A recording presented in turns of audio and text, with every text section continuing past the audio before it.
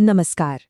कभी सोचा है कि जिस मेडिकल साइंस को आज हम इतना भरोसेमंद मानते हैं, उसका सफर कैसा रहा होगा? देखिए, ये कोई सीधी सादी कहानी बिल्कुल नहीं है, बल्कि ये तो उतार चढ़ाव और बड़े ही रोमांचक मोड़ों से भरी एक जबरदस्त यात्रा है।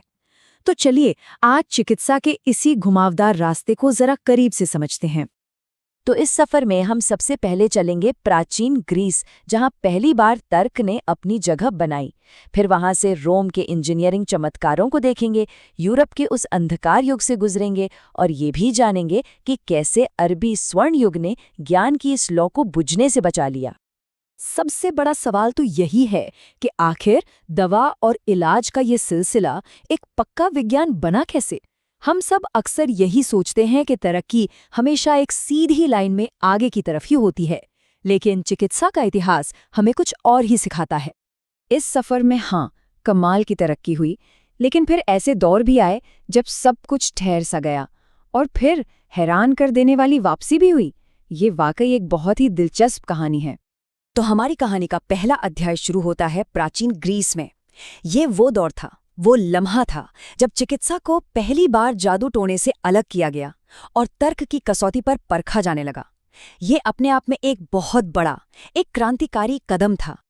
और इसी दौर में हिप्पोक्रेट्स ने ह्यूमरल थियरी की नींव रखी।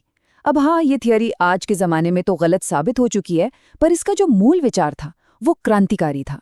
वो ये कि शरीर खुद को ठीक कर सकता है, और बीमारी का मतलब है शरीर के तरल पदार्थों का संतुलन बिगड़ जाना। बस इसी एक विचार ने चिकित्सा को विज्ञान की राह पर डाल दिया। अच्छा, तो अब ग्रीस के सिद्धांतों और फिलॉसफी से आगे बढ़कर रोम के प्रैक्टिकल साम्राज्य की ओर चलते हैं। यहाँ सोच से ज्यादा काम पर जोर था। तो देखते हैं कि उन्होंने चिकित्सा को कैसे एक बिल्कुल नया रूप दे दिया। यहाँ ना दो बिल्कुल अलग अलग सोच का संगम दिखता है। जहाँ ग्रीक लोग सवाल पूछ रहे थे क्यों, वहीं रोमन लोग जवाब ढूंढ रहे थे कैसे। उन्होंने बीमारियों के इलाज से ज्यादा पब्लिक हेल्थ को प्राथमिकता दी। साफ पानी के लिए एक्वाडक्ट्स बनाए, सीवर बनाए और अस्पताल भी बनवाएं। और फिर आते हैं गैलन, जो रोमन चिकित्सा के एक बहुत बड़े दिग्गज थे। सच कहूं तो वो अपने समय से बहुत आगे की सोच रखते थे।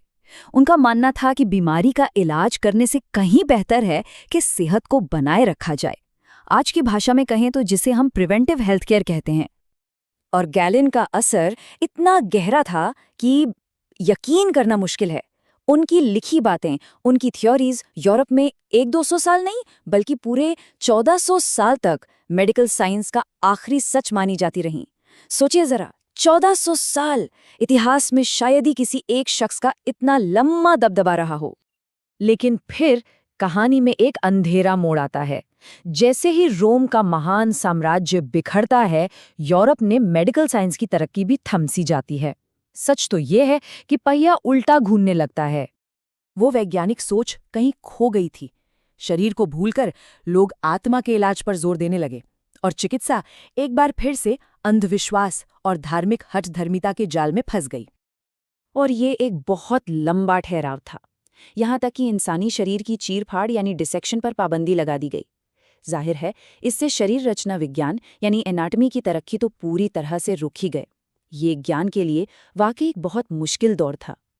लेकिन जिस वक्त यूरोप अंधेरे में डूबा हुआ था, दुनिया के एक दूसरे कोने में ज्ञान की लौ न सिर्फ जल रही थी, बल्कि पहले से कई ज्यादा तेज चमक रही थी।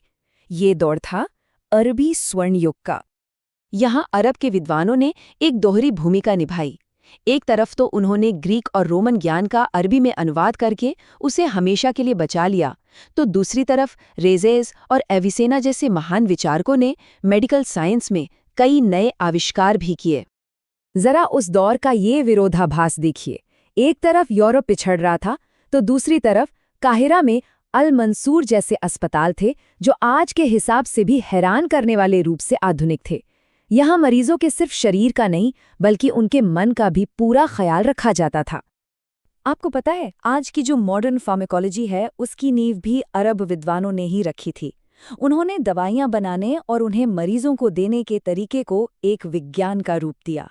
और मज़े की बात यह है कि सिरप, अल्कोहल और ड्रग जैसे शब्द भी अरबी भाषा से ही आए हैं। तो इस पूरी कहानी का निचोड़ क्या है? इसका निचोड़ ये है कि अरबी स्वर्ण युग ने प्राचीन ज्ञान और आने वाले समय की खोजों के बीच एक बहुत जरूरी पुल का काम किया। असल में इस संरक्षण और तरक्की के बिना चिकित्सा का इतिहास शायद कुछ और ही होता।